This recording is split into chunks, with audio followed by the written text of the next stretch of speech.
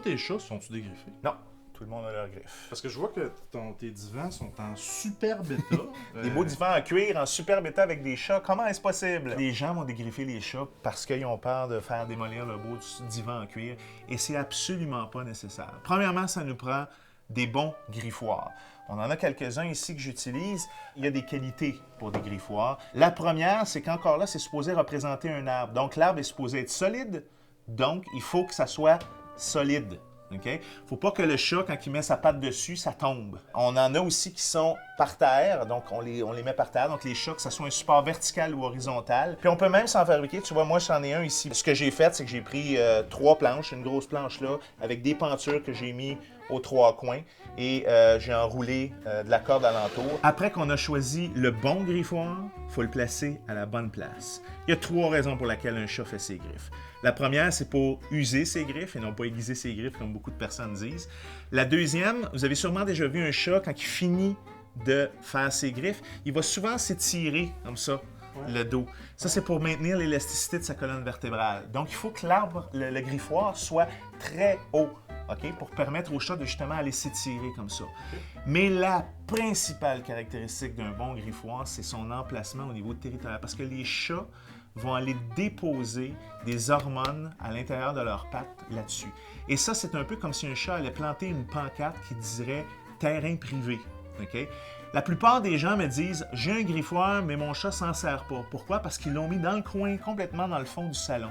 Or, nous, quand on a un terrain, mettons, puis qu'on veut dire aux gens que c'est un terrain privé, on ne va pas aller mettre la pancarte terrain privé au milieu ou dans le fond complètement du terrain. On va le mettre aux frontières du terrain. Et c'est là qu'est l'importance de l'emplacement du griffoir. On va vouloir le mettre à un endroit ou qui est comme un petit peu à l'entrée de certaines pièces. C'est pour ça que, bien souvent, les chats vont s'attaquer au coin des divans. Pourquoi? Parce que souvent, le coin du divan, il est à l'entrée, il est à une frontière. Souvent, les chats aussi vont s'attaquer au cadre de porte. Une des choses qui m'est le plus demandé, c'est comment faire pour que mon chat arrête de faire ses griffes sur le coin du divan. La première chose, il faut rendre le comportement un petit peu désagréable, quelque chose qui va empêcher le chat d'aller à cet endroit-là. On va prendre un plastique ou un papier d'aluminium, puis on va mettre ça sur le coin comme ça. OK? Ça ne sera pas permanent. On va mettre ça là à peu près pour 14 jours, le temps qu'on change, on redirige le comportement. Et ce qu'on va faire, c'est qu'on va mettre l'arbre à chat directement devant. Donc, on donne une alternative au chat.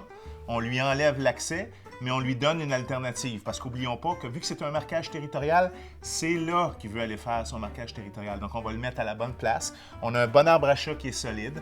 Alors, le chat, on peut encourager le chat aussi en mettant un petit peu d'herbe à chat ou même des conserves d'huile d'olive. Le petit liquide qu'il y a là, on met ça là-dessus. Et après 14 jours, bien, on a simplement à enlever le plastique et normalement, le chat devrait s'en tenir seulement à ça. Puis après ça, on peut bouger peut-être de quelques pieds à gauche, à droite, en arrière, en avant, à raison d'à peu près 1 pied par 2 jours. On peut repositionner l'arbre à chat, mais à un moment donné, il ne faut pas aller trop loin parce que sinon, il va revenir sur le coin de notre divan. Les cadres de porte, ça aussi, on utilise la même chose. On met un plastique, un papier d'aluminium, on met un griffoir devant.